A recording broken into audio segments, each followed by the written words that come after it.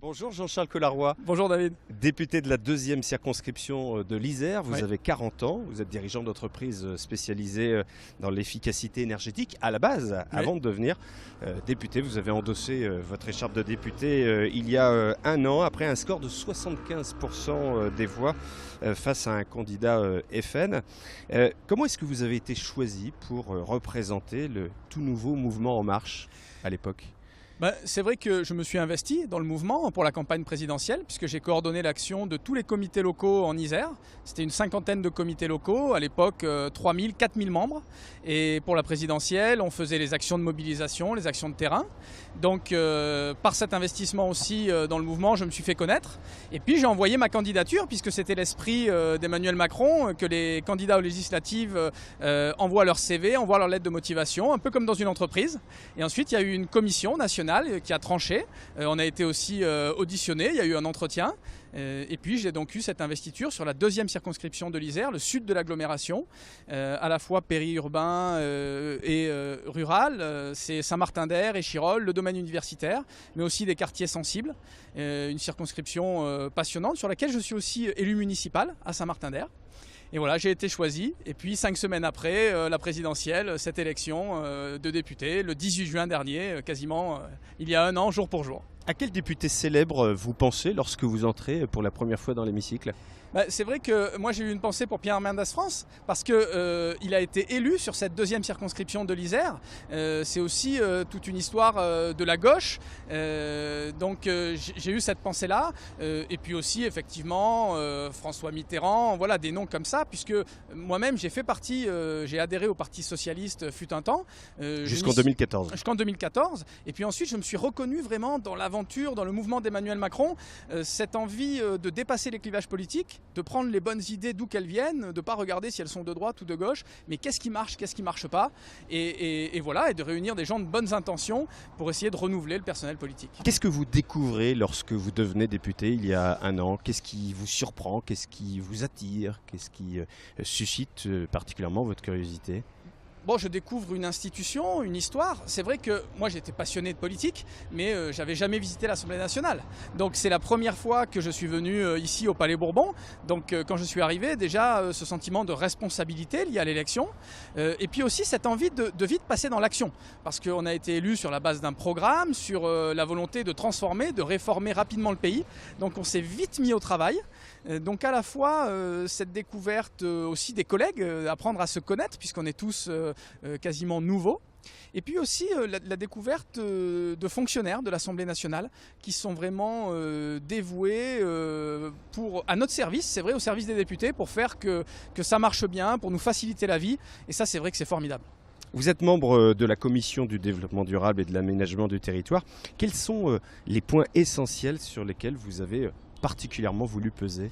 Alors, c'est vrai que l'Assemblée nationale s'est divisée en 7 ou 8 commissions différentes. Et moi, je suis dans la commission développement durable et aménagement du territoire. Et on traite de toutes les problématiques liées à la mobilité, liées à l'énergie, liées au logement et liées à l'aménagement du territoire. Et moi, dans cette commission, je me suis principalement spécialisé sur la thématique de l'énergie. C'est vrai que dans mon parcours précédent, j'avais co-créer une société dans l'efficacité énergétique. Donc j'ai eu envie de m'investir pleinement sur ce sujet. Et j'ai eu la chance ou l'opportunité, dès les premières semaines ou premiers mois de mandat, d'être rapporteur d'un projet de loi, du premier projet de loi emblématique de Nicolas Hulot, le projet de loi hydrocarbures, qui a mis fin en France à horizon 2040 à la recherche et à la production d'hydrocarbures. Et ça, c'est vrai que ça a été une chance pour moi, cette expérience, parce que ça m'a permis de bien comprendre comment on fait la loi. Le rapporteur d'un projet de loi, c'est celui qui rédige la loi pour ses collègues au Parlement, qui la leur présente, qui fait les auditions et qui est chargé de rédiger le texte et donc de faire respecter l'intérêt général. Voilà. Et cette fonction de rapporteur, elle a été très importante pour moi, très structurante dans le début de mandat. En quoi Nicolas Hulot est un ministre différent des autres ? C'est un ministre qui est pétri d'un parcours, de convictions. C'est pas un politique de métier. C'est quelqu'un qui a des convictions chevillées au corps, qui a beaucoup d'affectifs. Et c'est pas quelqu'un qui a, comme un politique, le cuir dur. Donc c'est vraiment très intéressant parce qu'il essaie de faire passer des convictions, des valeurs.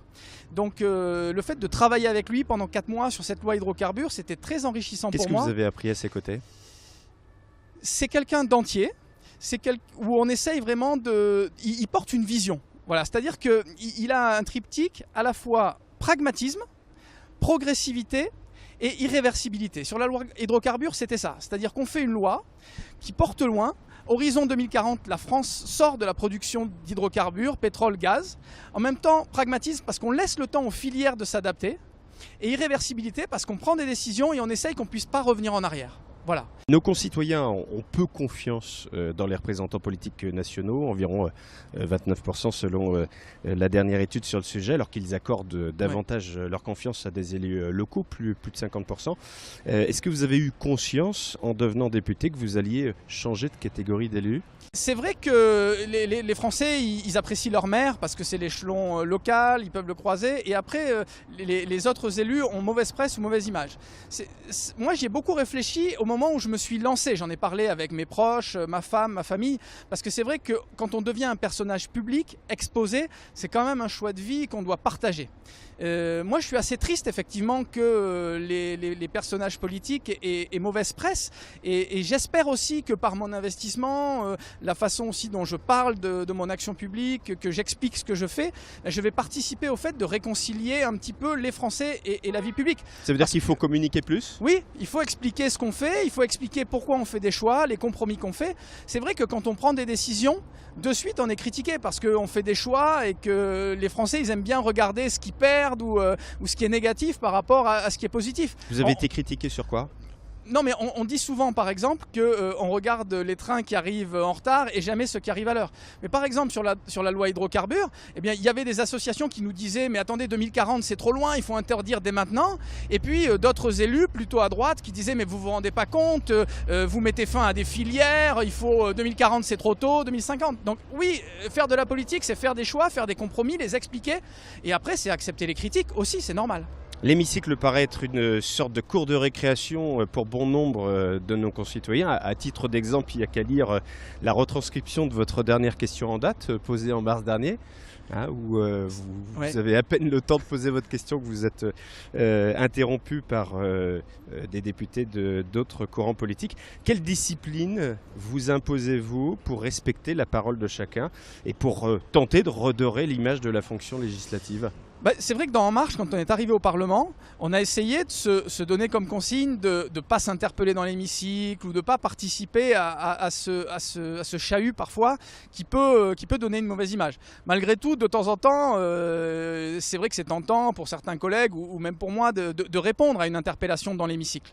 Mais on ne donne pas une bonne image. Après, je comprends aussi que quand on est dans l'opposition, moi je suis dans la majorité, mais quand on est dans l'opposition, c'est frustrant. Parce que souvent on essaye de faire passer des choses, des amendements, et il y a peu de choses qui passent.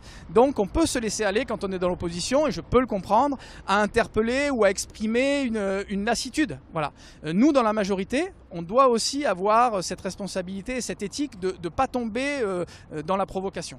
Le rythme de travail des députés a rarement été aussi soutenu. Épuiser le travail parlementaire, en quoi est-ce que c'est une bonne stratégie pour permettre à la démocratie de s'exprimer ? Voilà, ça c'est un débat qui est intéressant. Moi je ne suis pas dans le fait de se plaindre qu'on travaille trop, c'est important parce qu'on a dit aux Français qu'on voulait réformer, transformer la France et donc on veut aller vite. Mais le temps parlementaire, il doit aussi respecter les oppositions et donc le droit d'amendement, de déposer un amendement ou le droit de commenter les choses, c'est des choses auxquelles j'attache de l'importance. Donc il faut trouver le bon équilibre entre pouvoir faire des réformes rapidement et en même temps respecter les droits de l'opposition.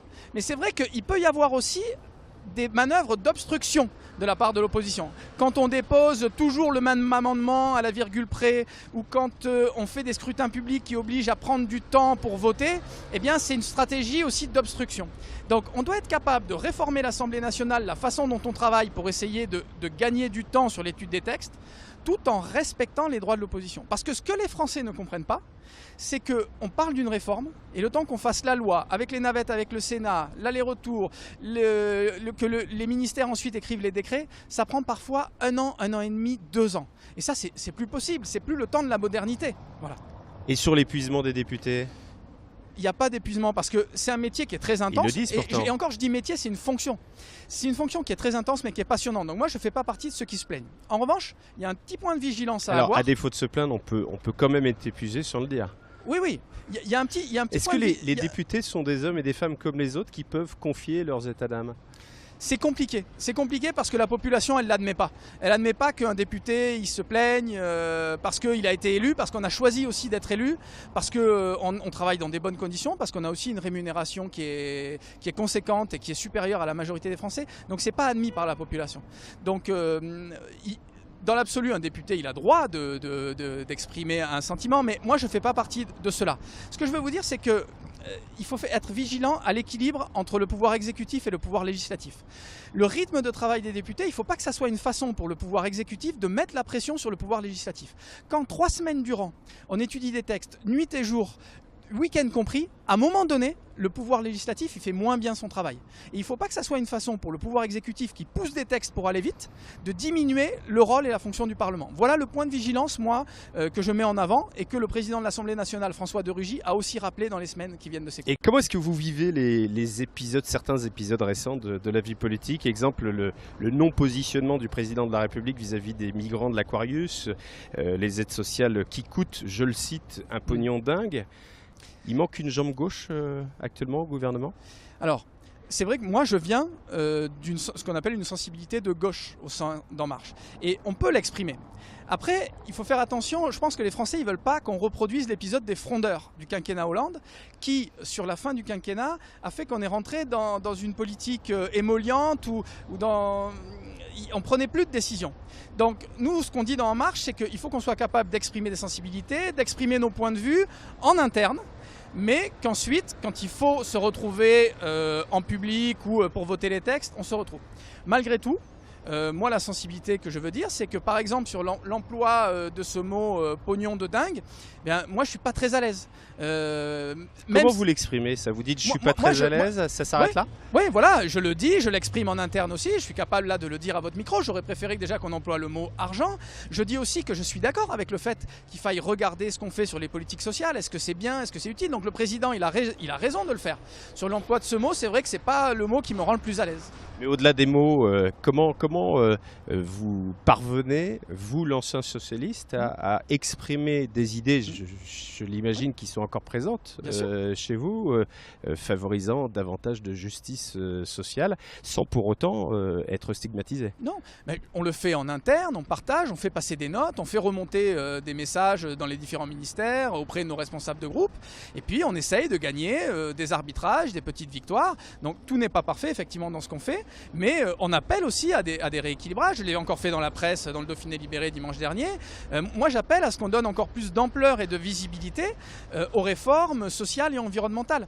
Aujourd'hui on est très bien perçu, et c'est très clair, sur la partie économique. Et relancer l'économie, c'est faire du social, parce que derrière, l'emploi, c'est la première, le chômage aujourd'hui, et l'emploi, c'est la première des injustices. Donc la relance économique, on est très fort, on est très bien perçu, et c'était la priorité du quinquennat. Maintenant aujourd'hui, moi j'appelle à ce qu'on donne de la visibilité, de l'ampleur aux réformes sociales, environnementales. Qu'est-ce qui fait l'unité de En Marche entre d'un côté des socialistes, des ex-socialistes comme vous, et aussi des ex Debout la France? Bien sûr.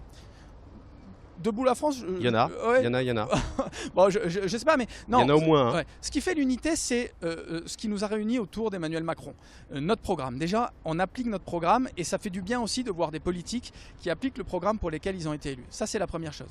Deuxièmement, c'est la volonté d'Emmanuel Macron de remettre la France dans un leadership. Aujourd'hui, le président, il nous rassemble parce qu'il fait le job. Il donne l'exemple. À l'international, la France a repris une place. Et ça, c'est quand même non négligeable, et ça nous rend fiers. Et puis deuxièmement, c'est la volonté de transformer, de relancer le pays rapidement. Donc ces réformes économiques qui sont portées par Bruno Le Maire, Gérald Darmanin, moi je suis très à l'aise avec ça. Mais je dis aussi qu'aujourd'hui, il faut qu'on donne de la lisibilité, de l'ampleur, du dynamisme à des réformes sociales, environnementales, qu'on aille plus loin. Voilà. Jean-Charles Collaroy, où sommes-nous à présent? Eh bien, nous sommes dans le jardin des 4 colonnes, voilà, à côté de l'Assemblée nationale, entre l'Assemblée nationale et l'hôtel de l'AC, la résidence du président de l'Assemblée nationale.